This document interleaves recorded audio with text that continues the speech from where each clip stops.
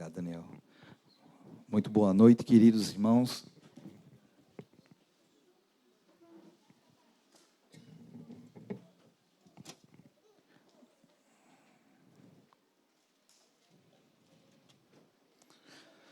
Um desafio de compartilhar uma palavra numa segunda-feira à noite, depois de um dia de trabalho para a grande maioria. Mas queria que tu ficasse tranquilo, que na realidade vamos compartilhar uma palavra um pouquinho diferente, tá? Na realidade vamos fazer uma reflexão, então não vai ser uma palavra como normalmente no domingo nós ministramos, porque domingo estamos tranquilos, acabou o encontro, ficamos aqui conversando e tal, mas hoje é segunda-feira, amanhã é dia de batalha para a grande maioria. Então eu queria que tu ficasse tranquilo, queria tua atenção apenas por alguns minutos, tá? Ficasse focado no nome do Senhor Jesus, rejeita toda dispersão, esquece do dia de amanhã, foca aqui, Deus quer continuar falando conosco. Queridos, logo após a morte de Salomão, a nação israelita, foi dividida em dois reinos. Houve uma confusão lá, um barraco, como a gente fala aqui no Nordeste, houve um BO lá entre eles e ficou dividido em dois reinos, o reino do norte e o reino do sul. O reino do norte ficou sendo chamado de Israel, a capital inicialmente foi Siquém, mas depois ficou como Samaria, e durou mais ou menos 200 anos esse reino do norte, e se sucederam aí cerca de 19 reis. Morria um, assumia o outro, como normalmente era assim. E até que esse reino do norte caiu diante do império dos assírios, e a população foi exilada. Isso é o reino do norte. O reino do sul ficou sendo chamado de Judá. Jesus, ele é oriundo desse reino do sul, porque ele é o leão da tribo de Judá.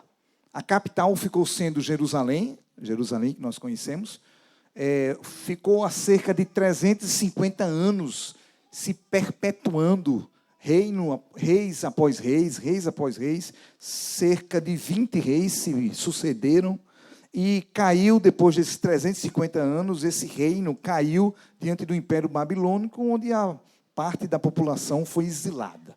Então isso aí é o que aconteceu logo após a morte de Salomão. Salomão morreu, como às vezes fala, está tudo sob controle. Quando o patriarca da família morre, aí os filhos começam e é mais ou menos o que aconteceu.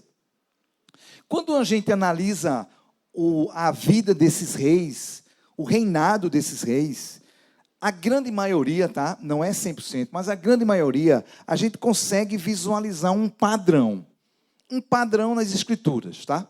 Então, um padrão diz mais ou menos assim, fulano de tal começou a reinar, ou em Israel, ou em Judá.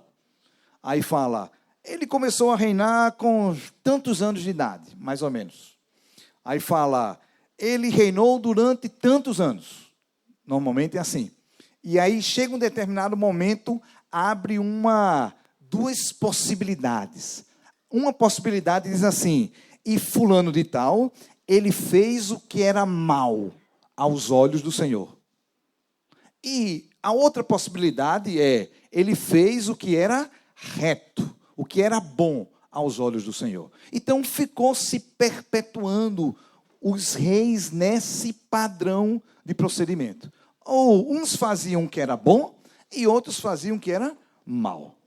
Vamos ver alguns exemplos só para a gente estar afirmado. O relógio está parado. Aí é bronca, bicho. Aí me quebra. 10:45 ainda e eu apressado, ó. Meu Deus. Agora aqui. Eu olhei assim. Vou pedir que seja colocado aí na NAA, tá? Então, só para a gente confirmar, tá? 2 Crônicas 21, 5 e 6. Alguns exemplos. Não vamos ler muitos, são alguns exemplos. Diz assim, Jeorão tinha 32 anos de idade quando começou a reinar e reinou 8 anos em Jerusalém. Andou nos caminhos dos reis de Israel, como também fizeram os da casa de Acabe, porque era casado com uma filha dele. E Jeorão fez o que era mal aos olhos do Senhor. Aí, 2 Crônicas 22, 2 a 4. 2 Crônicas 22, 2 a 4. Acasias, isso é bom para filho, quem quer ter filho, engravidar, cada nome aqui bonito, tá? Acasias tinha 22 anos de idade quando começou a reinar e reinou 1 ano em Jerusalém. A mãe dele, que era filha de Orli, se chamava Atalia. Acasias também andou nos caminhos da casa de Acabe, porque a mãe dele o aconselhava a cometer iniquidades. Ele fez o que era mal aos olhos do Senhor, como os da casa de Acabe, porque eles foram os seus conselheiros depois da morte do seu pai para a sua perdição. Outro texto é 2 Reis 13, 1 a 2. 2 Reis 13, de 1 a 2. Aí fala: no 23º ano do reinado de Joás, filho de Acasias, rei de Judá, Jeoacás, filho de Jeú, começou a reinar sobre Israel em Samaria, e reinou 17 anos. Jeoacás fez o que era mal aos olhos do Senhor, e andou nos pecados de Jeroboão, filho de Nebate, que este levou Israel a cometer, não se afastou deles. 2 Crônicas 24, 1 e 2. 2 Crônicas 24, 1 e 2. Joás tinha 7 anos de idade quando começou a reinar e reinou 40 anos em Jerusalém. A mãe dele se chamava Zíbia e era de Berseba. Joás fez o que era reto aos olhos do Senhor todos os dias do sacerdote Joiada. 1 Reis 15, 9 a 11. No 20º ano do reinado de Jeroboão, rei de Israel, Asa começou a reinar sobre Judá. Ele reinou 41 anos em Jerusalém. A mãe dele se chamava Maaca e era filha de Abissalão. Asa fez o que era reto aos olhos do Senhor, como Davi, seu pai. Um pouquinho mais na frente, 2 Reis 15, 17 e 18. Desde o 39º ano do reinado de Azarias, rei de Judá, Manaém, filho de Jade, começou a reinar sobre Israel e reinou 10 anos em Samaria. Fez o que era mal aos olhos do Senhor. Durante todos os seus dias não se afastou dos pecados de Jeroboão, filho de Nebate, que este levou Israel a cometer. E aí, vou citar mais um exemplo agora aqui. Então, vai se perpetuando, tá? Esse último eu vou fazer questão de citar, porque o nome do cara é Josias, que é o meu nome. 2 Reis 22, 1 e 2. 2 Reis 22, 1 e 2. Fala: Josias tinha 8 anos de idade quando começou a reinar e reinou 31 anos em Jerusalém. A mãe dele se chamava Gedida e era filha de Adaías de Boscate. Josias fez o que era reto aos olhos do Senhor. Andou em todo o caminho de Davi, seu pai, e não se desviou nem para a direita, nem para a esquerda. Irmãos, então, se a gente for... Eu trouxe aqui apenas uma amostra, tá? Um pequeno retrato. Isso se perpetua. Várias vezes nós encontramos esse padrão. O rei, ele fala que ele começou a reinar com tantos anos, ele reinou tantos anos, aí divide. Alguns dizem assim, fez o que era reto, e outros dizem, fez o que era mal. Mal. Interessante que a Bíblia não esconde nada. A Bíblia é um livro extremamente verdadeiro. Verdadeiro. Tudo que aconteceu, a Bíblia traz. Queridos, mas houve um caso, que é a nossa reflexão dessa noite, que desfocou desse padrão. Ficou diferente do padrão. Esse caso é o caso de um rei chamado Amazias. 2 Crônicas 25, 1 e 2. 2 Crônicas 25, 1 e 2, fala de Amazias. Aí diz assim: Amazias tinha 25 anos de idade quando começou a reinar e reinou 29 anos em Jerusalém. Até aí, está num padrão. Vamos lá? Verso depois. A mãe dele se chamava Jeoadã e era de Jerusalém. Aí 2. Amazias fez o que era reto aos olhos do Senhor, mas não com o coração íntegro. Opa! É a primeira vez que tem isso. Ele fez o que era reto aos olhos do Senhor. Mas a palavra fala, não com um coração íntegro. Outras versões desse mesmo texto fala, ele fez o que era reto perante o Senhor, não porém com inteireza de coração. Tem uma outra versão, a NVI fala, ele fez o que o Senhor aprova, mas não de todo coração. Uma versão de uma Bíblia em inglês fala, e fez o que era reto aos olhos do Senhor, mas não com um coração perfeito. Irmãos, algo aconteceu aqui com Amazias, que desfocou desse padrão. Ou faz o que é reto, ou faz o que é ruim.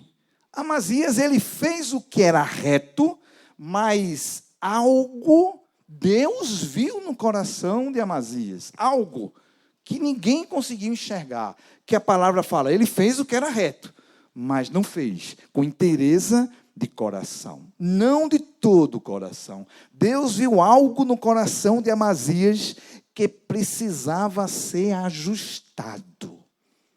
Quem olhava de longe, via Amazias fazendo o que era reto. Quem olhava de longe, elogiava Amazias. Quem olhava de longe, aplaudia Amazias. Quem olhava de longe, se inspirava em Amazias.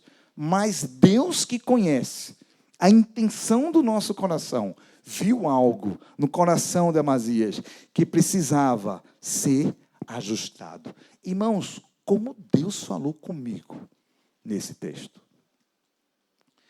A pergunta que o Senhor fez para mim foi, pode alguém fazer algo para Deus e não está fazendo com o coração íntegro? Pode numa segunda-feira à noite, um dia de trabalho, você vir aqui para esse encontro, aí largou direto, blá, blá, blá. Se é possível estar aqui numa segunda-feira à noite e o coração não está íntegro. Pode alguém fazer algo para Deus e Deus não está se agradando? Isso pode estar acontecendo comigo, queridos. Isso foi a minha pergunta diante do Senhor. E a intenção aqui não é jogar nenhum tipo de acusação sobre a tua vida, mas é permitir que o Senhor sonde o nosso coração. Sonde, deixe o Senhor passar o seu scanner sobre a minha vida, sobre a tua vida. E aí eu me lembrei de um acontecimento que a palavra fala sobre a oferta de Caim. O Senhor me levou para Gênesis 4, 3 a 5. Fala assim, aconteceu que de um certo tempo, Caim trouxe do fruto da terra uma oferta ao Senhor. Abel, por sua vez, trouxe das primícias do seu rebanho e da gordura deste. O Senhor se agradou de Abel e de sua oferta, mas de Caim e de sua oferta não se agradou. Caim ficou muito irritado e fechou a cara. Rapaz, tão interessante essa versão. É uma versão nordestina, né? Eu achei que... quando eu vi, mas é a NAA. A versão é exatamente desse jeito. E fechou a cara. Irmãos, primeira coisa, que Deus não se agradou de Caim. Antes de Deus olhar para a oferta, primeiro, ele não se agradou de Caim. Antes da oferta. Antes da oferta. Deus se preocupa primeiro com aquilo que somos. O que está no nosso coração. Depois, Deus olha o que a gente faz. Primeiro, Deus sonda o meu e o teu coração. Deus viu algo no coração de Caim que precisava ser ajustado. Irmãos, Deus é um Deus de amor, queridos.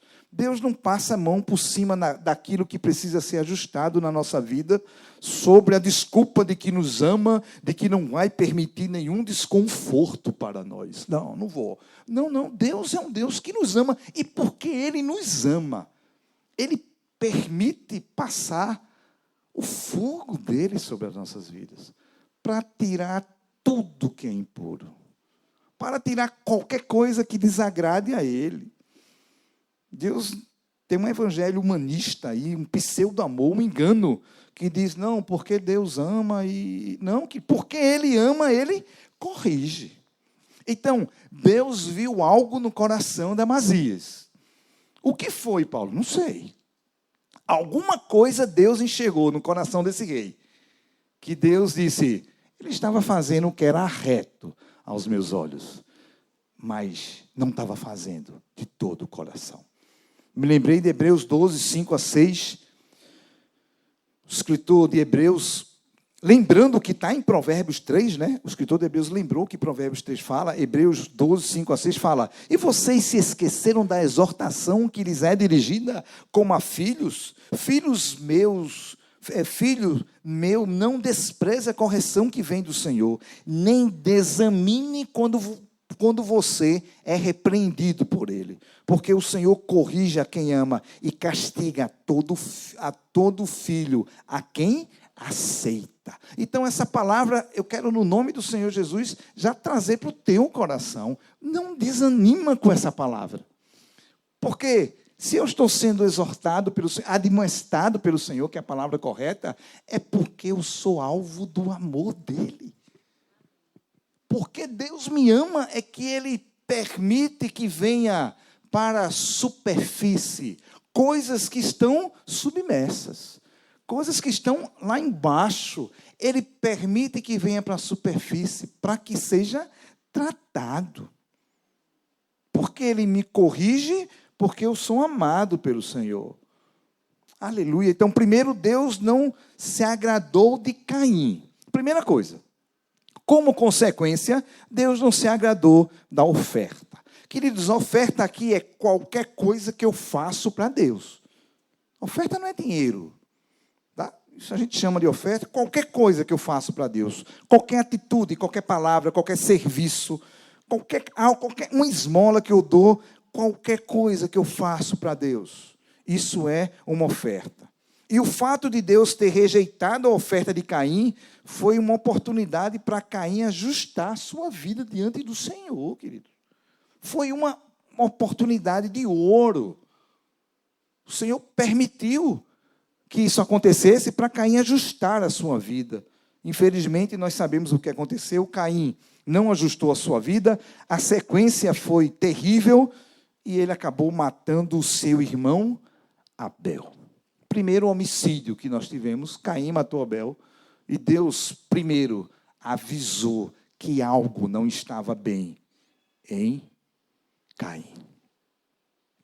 Mateus 5, 23 e 24 fala, portanto, se você estiver trazendo a sua oferta ao altar, e lá se lembrar que o seu irmão tem alguma coisa contra você, deixe diante do altar a sua oferta. Vá primeiro reconciliar-se com o seu irmão, e então volte e faça a oferta. Tu consegue ver que Deus está mais preocupado com o nosso coração rendido a Ele, do que qualquer coisa que eu faço.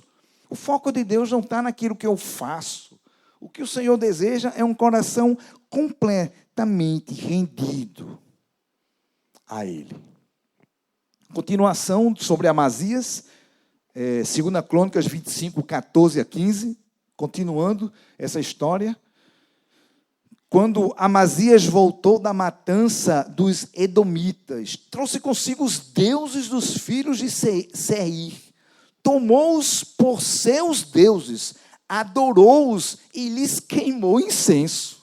Então o Senhor ficou irado com Amazias e enviou-lhe um profeta que lhe disse, por que você está buscando deuses que não puderam livrar do seu ataque o povo deles? Aqui a coisa já começou a progredir.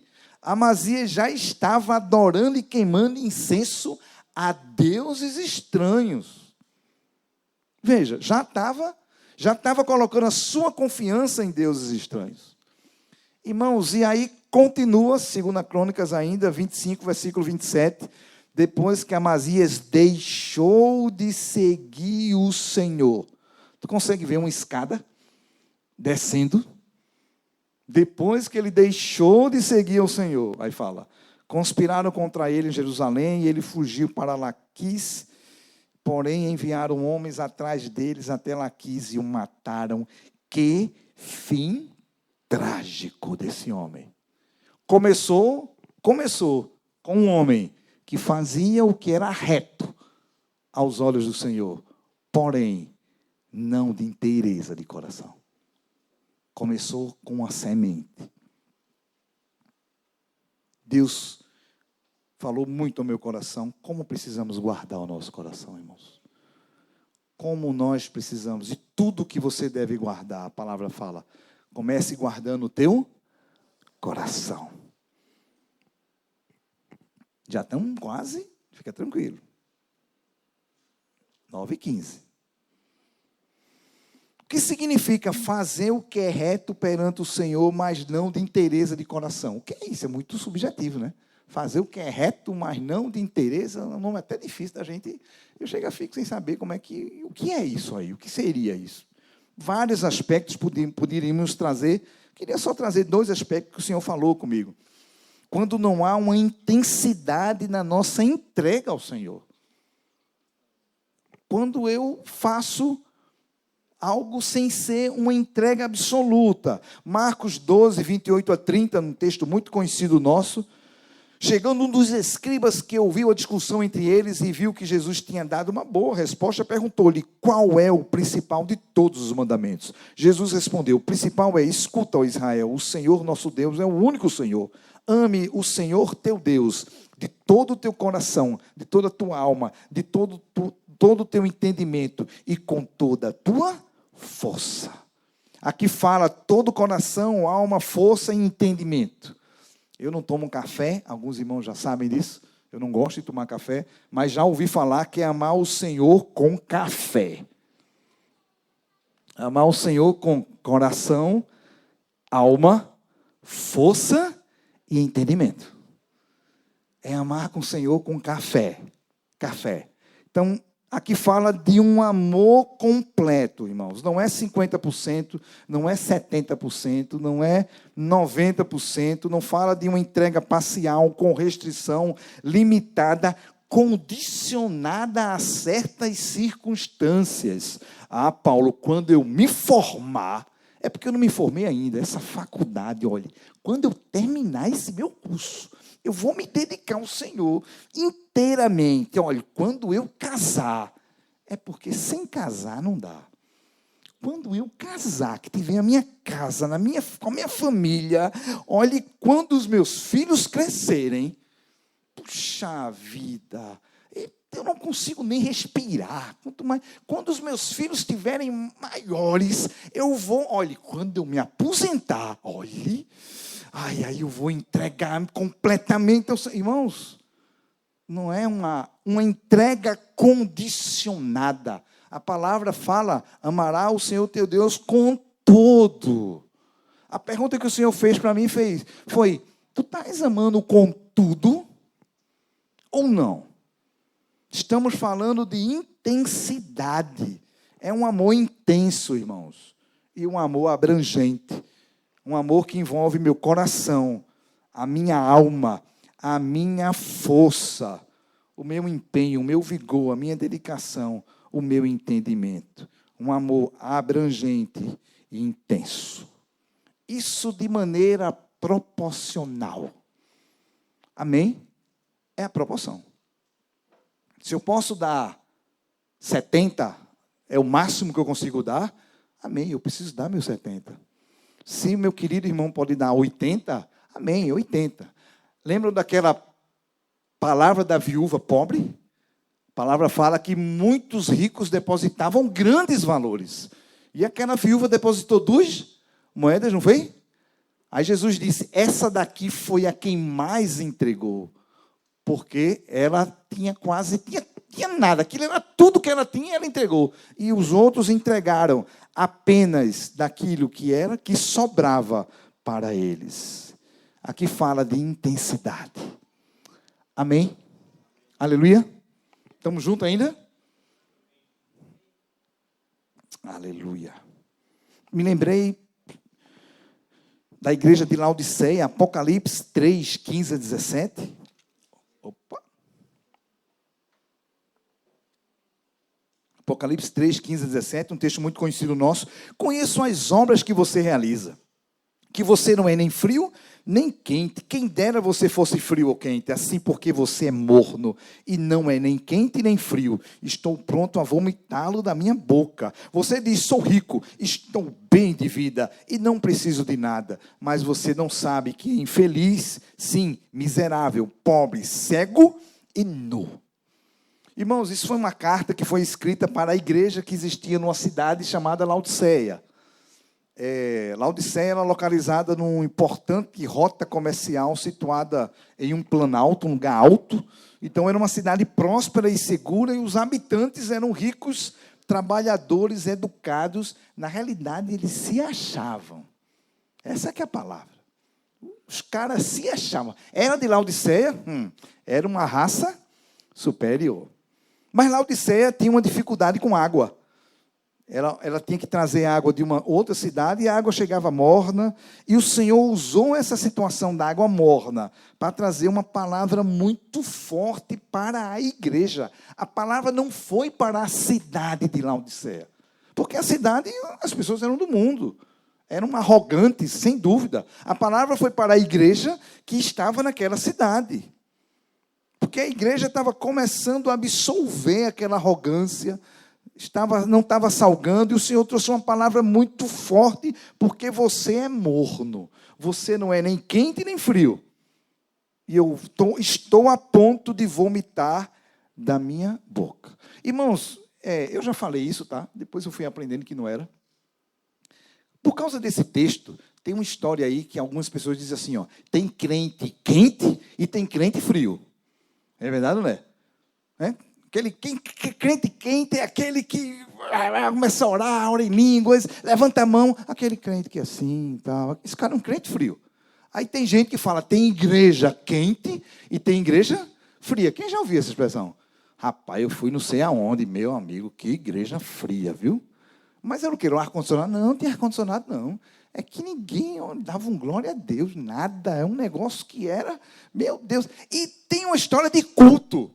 Rapaz, eu fui para um culto, e aí? Foi um culto frio. Mas era o quê? Um ar-condicionado? Não, é que ninguém fala.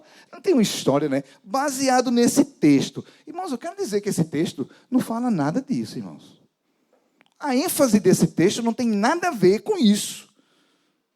O texto não fala que quem é quente é positivo e quem é frio é negativo ou vice-versa. O texto não fala isso, que o que é quente é positivo. Tem crente quente aqui ou não tem? Tem crente frio aqui? O texto não fala isso. Absolutamente, em momento nenhum. O que o Espírito Santo está falando, irmãos, é que, para mim e para você, é que eu preciso ser intenso. Não ser intenso é que é ruim. Não ser intenso é que é ruim. Eu preferia que você fosse frio. Ou eu preferia que você fosse quente. Porque você não é nem uma coisa nem outra, eu estou a ponto de vomitar-te da minha boca. Irmãos, o que Deus não suporta é aquele que não é inteiro, completo. Vi um irmão falando sobre esse texto esses dias, o irmão disse assim, se Deus chamou você para ser uma água gelada, que vai matar a sede de outras pessoas, seja uma água gelada. É muito bom, não é, tomar uma água gelada? Se chega com a garganta, meu Deus, que calor, a pessoa, você quer água? Não é uma repartição, quero. Quando você pega água, chega a estar geladinha, você, ai meu Deus, que coisa deliciosa, água. Se Deus lhe chamou para ser gelado, uma água gelada que vai matar a sede, seja intensamente essa água gelada. Agora, aqui não tem, né? Mas em alguns países ou alguns estados, quem já viajou que sabe, aqui às vezes tem um inverno, um frio, um gelo. Você já está no... É brincadeira, está gravando não, né? É brincadeira, tá, irmão? Já está no terceiro dia sem tomar banho só. Misericórdia, tá? Daqui a pouco chega e faz, tem água quente na casa de fulano e tal. Tem água quente? Tem. Quando a água bate assim, ai meu Deus, dá vontade de ficar aqui. Num frio, a água quente é importantíssima. Então, se Deus te chamou para ser uma água quente, que vai aquecer o coração das pessoas, seja uma água quente. O que não pode é ser morno. O que não pode é ser morno. chamado do Senhor é para eu ser intenso. Então, não haver intensidade na nossa entrega ao Senhor pode, sem dúvida, produzir, sem dúvida, aquilo que não é reto diante do Senhor. Eu preciso ser intenso diante do Senhor, intenso. Tem que haver uma obediência absoluta àquilo que Deus requer da minha vida. Muitas vezes nós obedecemos seletivamente. Seletivamente. Às vezes nós queremos fazer coisa que Deus não mandou para aliviar a nossa consciência das coisas que Ele mandou. E a gente não está fazendo. Se o Senhor mandou falar, eu preciso falar, irmãos. Amém? É o chamado do Senhor para mim e para você. Aleluia. O compromisso de Deus é nos transformar à imagem de Jesus. Irmãos, Deus está comprometido com isso, irmãos. Olhe, Deus vai nos transformar à imagem de Jesus. Ele está comprometido com esse propósito, nós sabemos disso. Aleluia. Até Efésios 4:13, até que todos cheguemos à unidade da fé, do pleno conhecimento do Filho de Deus, ao estado de pessoa madura, à medida da estatura da plenitude de Cristo, à medida da estatura da plenitude de Cristo. Os compromissos do Senhor é esse, para mim e para você. Aleluia. Por isso, Ele permite que venha à tona aquilo do nosso coração que Ele está vendo. Aleluia. Por isso Ele não passa a mão por cima. Por isso Deus permite, às vezes, passarmos por situações difíceis. Passarmos pelo fogo do Senhor, que parece que para purificar o meu e o teu coração. Aleluia. Aleluia. O desejo de Deus, irmãos,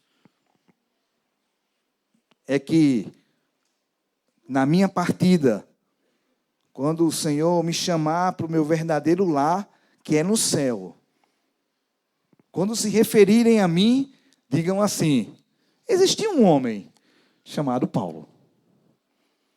Ele viveu entre os séculos 20 e o século 21. Nós cruzamos o século, né?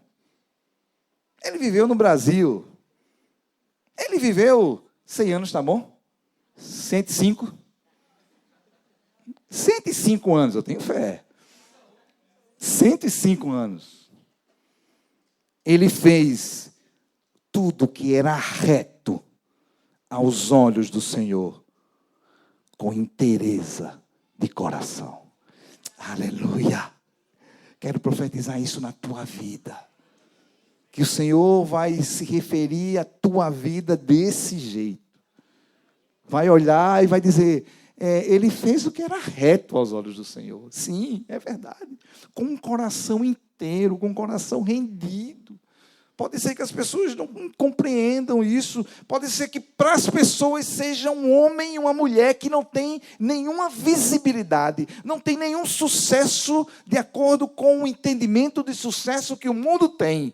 Mas para Deus, aleluia, ouvir, esse é um homem, é uma mulher que fez tudo que era reto aos olhos do Senhor e fez de inteireza de coração. Aleluia. 9:29. Queria deixar essa reflexão contigo. O Espírito Santo venha trabalhando no nosso coração, não para nos condenar, irmãos, não para jogar para baixo, de jeito nenhum. Deixa o Senhor passar o scanne dele, né? Aquele Senhor, que aquilo que ainda não agrada ao Senhor, aquilo que tem desagradado ao Senhor, e o Senhor tem falado ao meu, ao teu coração, coisas que precisam ser consertadas na nossa vida. Irmãos, ainda há tempo. Ainda há tempo de permitirmos o Senhor trabalhar no nosso coração. Não resistamos ao Senhor. No nome de Jesus, sempre me lembro disso, depositamos no chão as armas de ataque e defesa, para que a palavra, para que o Espírito ministre ao meu, ao teu coração, para que a gente possa ser limpo completamente, e o Senhor enxergue o nosso coração e diga, esse é um homem, essa é uma mulher, uma mulher que faz tudo que é reto aos meus olhos. A minha vontade, Ele e ela fazem a minha vontade e fazem com o coração inteiro, com o coração íntegro. No nome de Jesus. Amém. Senhor, colocamos a nossa vida, Senhor, diante de Ti nesse dia. No nome de Jesus, Espírito Santo vai ministrando no nosso coração aquilo que Tu podes fazer. Rejeitamos toda disfunção do inimigo, querendo colocar acusação. No nome de Jesus, bloqueamos, Senhor, fechamos, Senhor, toda palavra maldita, Senhor, nos nossos corações.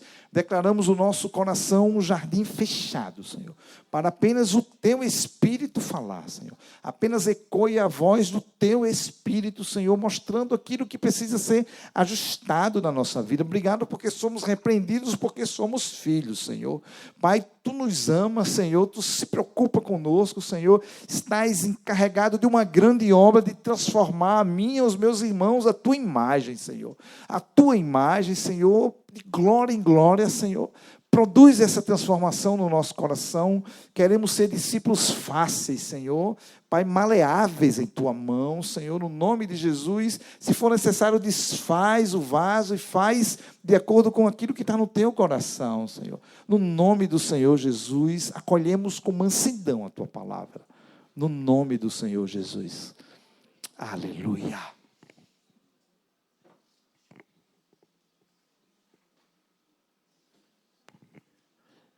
Antes da gente encerrar, eu quero compartilhar uma experiência. Acho que a Rebeca não era nascida ainda, ou Lu estava grávida dela. Eu passei uma época tendo uns problemas no estômago. Eu sempre gostei de comer direitinho. E há 30 anos atrás, então, eu comia mais direitinho ainda. E eu passei a ter uns problemas no estômago. Ficava mal. E o jeito, a saída, era vomitar. Só que eu não conseguia vomitar. Nessa época, até essa época, eu não entendia a ligação que Apocalipse faz entre água morna e vomitar. Porque é morno, eu estou a ponto de vomitar. Sim, o que uma coisa tem a ver com a outra? E aí um dia, estava na casa de um irmão, comecei a passar mal, e ele disse, Fernando, tenta vomitar. Eu falei, cara, não consigo. Aí ele disse, já sei. Aí ele esquentou água, e quando ela estava morna, ele me deu. E eu tomei 2 copos de água morna, pequenininho assim. Não deu 5 minutos. Nunca mais eu esqueci a ligação entre água morna e vomitar. Então, a água morna tem essa... No estômago humano, ela tem essa capacidade. Quente a gente não aguenta, né? Mas a água morna tem essa capacidade. E é por isso que o texto fala, porque você é morno, eu estou a ponto de lhe vomitar. Interessante isso, né? Obviamente, isso não foi inventado agora no século XX, né? Nem no século XXI.